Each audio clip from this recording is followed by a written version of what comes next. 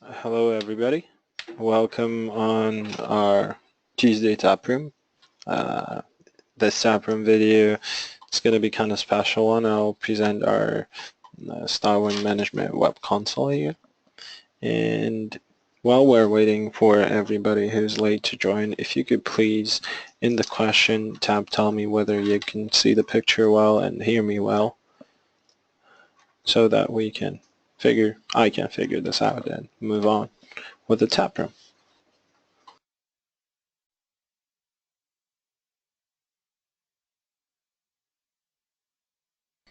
Hello, Tom.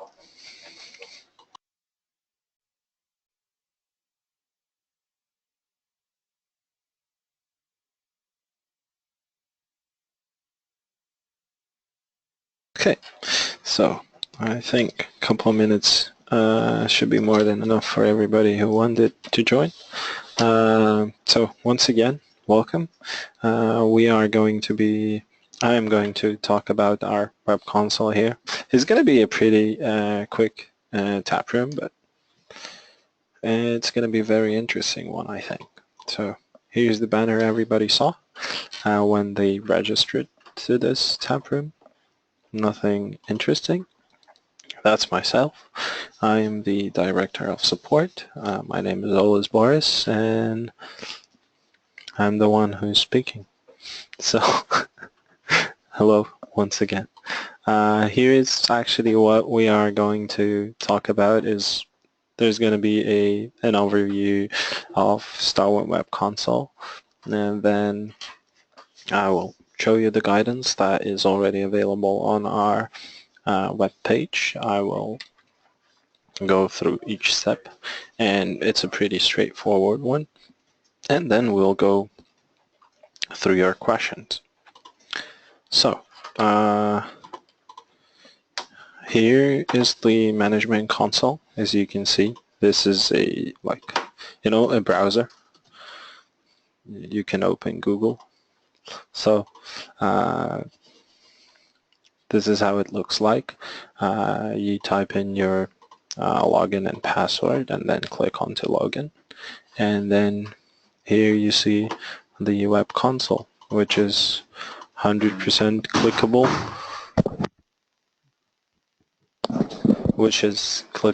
and you can add devices here, for example like this. You can add servers, you can click through everything. So this is basically the same exact console you would see on your Windows box that is installed on your StarWind SAN, and this is the same exact console but in web, using which you can manage the system like from home, from your mobile phone, from your like tablet, anything at all, basically, as long as you are able to reach the IP address you configure to it. So if you click CTRL, ALT, and then Shift, you will see the settings like tab opened here. You can enable or you can change the mouse emulation mode. For example, if you're using tablet, in order to move the mouse and clicks so on, you can change the display settings for it. Then you can click over here, other like logout, disconnect, but the settings is well interesting for us. You click onto settings. Here is the StarWind Management Console. You can see the usage history. You can set the IP address of the target server. So over here you type in IP address of the host that has StarWind Management Console, basically. So you're any StarWind host that has the console. Then here is the port. You either not set it if you are comfortable with the default value, or you change it if you want. So this is the connections, and the preferences. You can change the password and default input method. You can also change the mouse emulation. So not a lot of settings here. It's extremely straightforward like our software is, and it's cool. You can also go back to StarWind Web Console by using that drop-down menu. So no, Matthias, it did not start it earlier. It did not start early. I'm sorry. Just decided to quickly answer to the question. And basically, to be like honest, this is the same exact console you are all used to, but it is in web. So I don't really know like what else can I tell you about it. And I think this is extremely cool thing. So you all might want to start having it and deploy it. So let's move on to how do you deploy it. So here's the guidance that you can find on our website. In technical papers, it's going to be actually the first document over there. So I can show you if we go to the website. You go into resources, resource library, and here is the document. It's the first one in the list, so very easy to find. We can skip the intro and go to the web console itself. So the web console has the gateway virtual machine and has the target server. Basically what it does, and what you need for, to have that web console. You need a gateway virtual machine, which is an extremely small virtual machine. It's a 10 gigabyte virtual machine that requires one virtual CPU and 512 megs of RAM. So it's extremely small one. What it does is you install it somewhere. It needs to be able to communicate with your StarWind host, any host that has physical, like thick StarWind management console installed. And what it does, you connect to the virtual machine. So basically you type in the IP address of that virtual machine.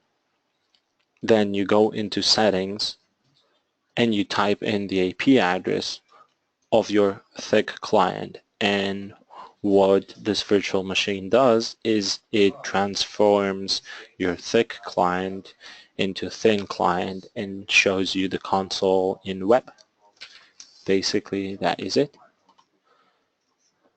in terms of this diagram. So let's move on to the deployment steps. So if you are if you use VMware, you would be looking for an OVF template, which you can download by following this link.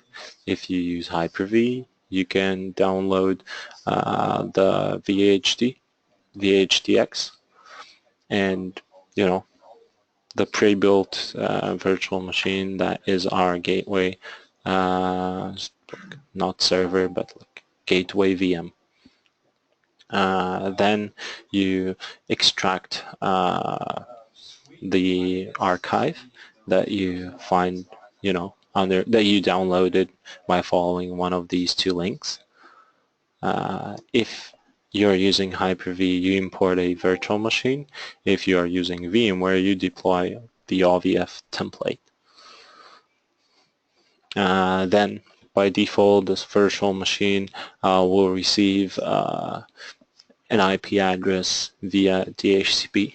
If you don't have DHCP, then it will not, it will not receive it. You can either, manually set the IP address for that virtual machine, or you can configure a DHCP reservation, or I'm 100% sure you guys will handle the IP address part of this, but it's of course recommended for this virtual machine to have a static IP of some sort.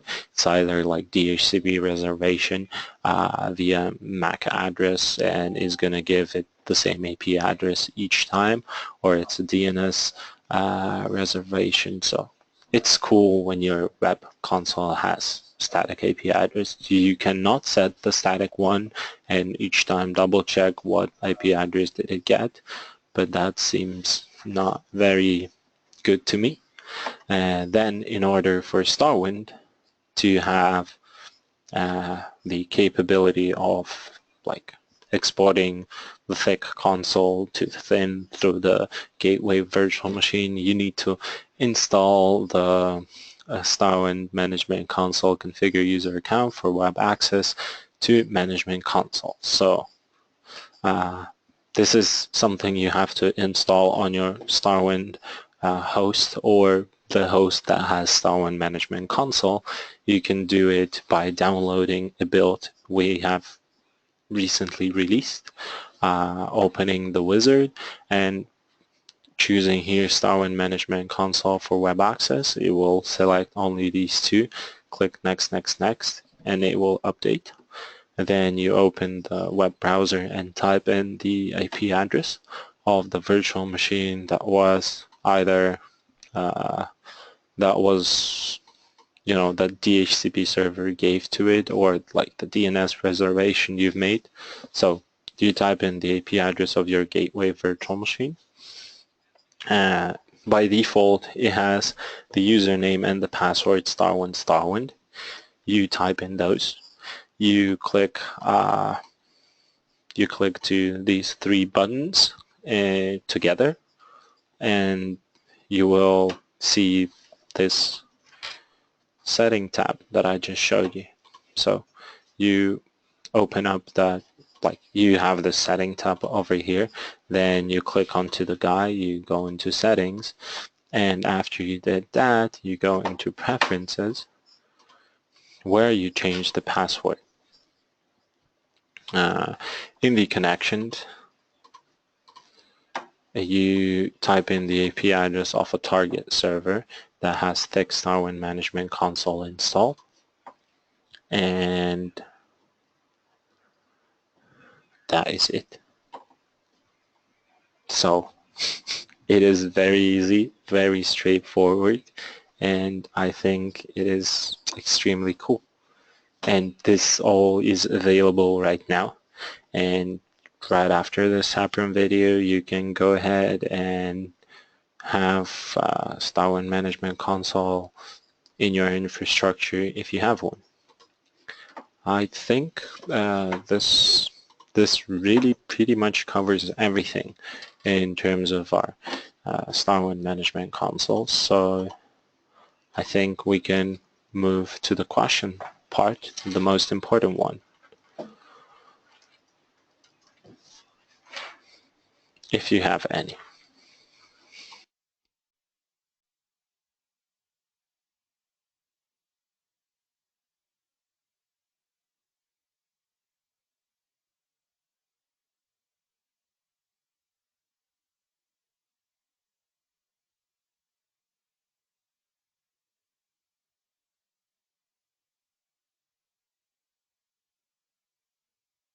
How many vSAN instances? You mean vSAN servers, like StarWind servers? As much as you'd like. It's unlimited. At least right now it is, and I don't think it's going to be changed.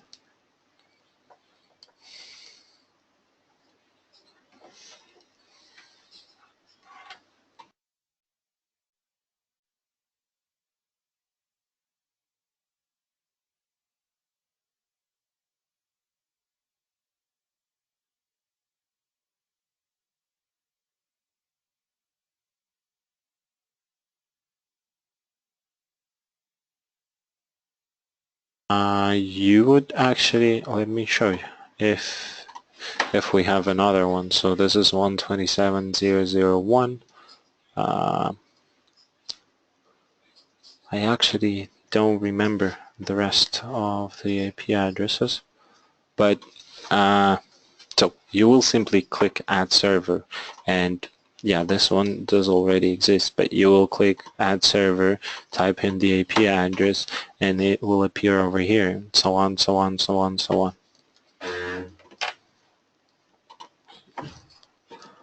Many great questions. Any differences, limitations between the web console versus regular console? No. Everything you can do and like everything you were able to do on the desktop console, everything can be done in the web console.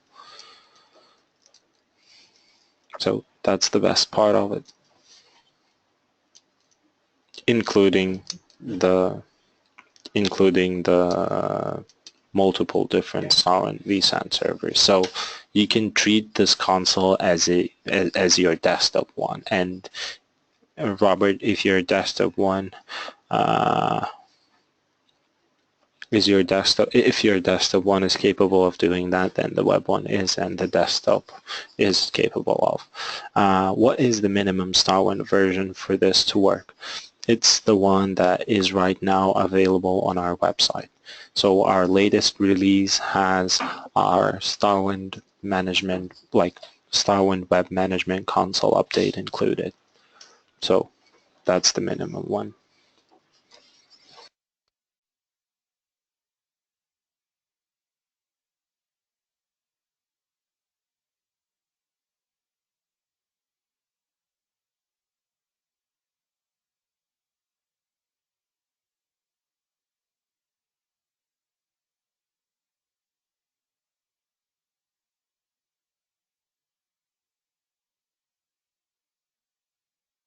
Okay, I see no other questions coming up, so I wanted to say thank you very much.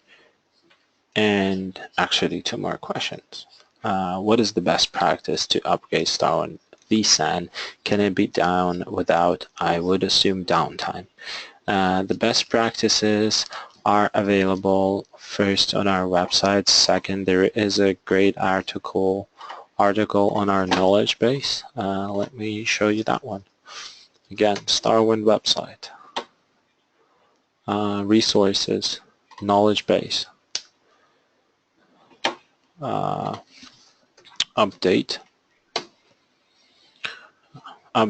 from any StarWind version to any StarWind version. Here is the guidance on how to do this the best way. We have another document which is StarWind maintenance and best practices in terms of maintenance and configuration changes. And that's a PDF and it's a huge document, but the guidance and like quick overview of the steps are here. And it's, again, pretty easy and straightforward, and usually is done without a downtime.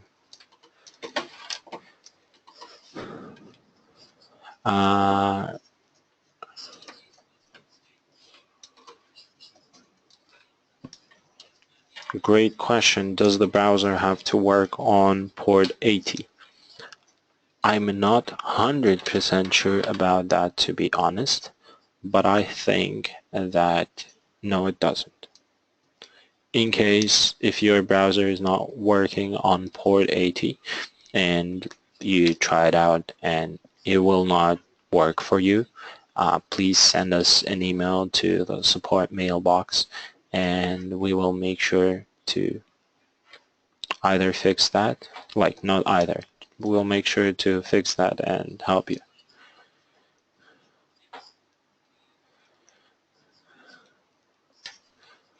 Let's go back to the web console, it looks nicer.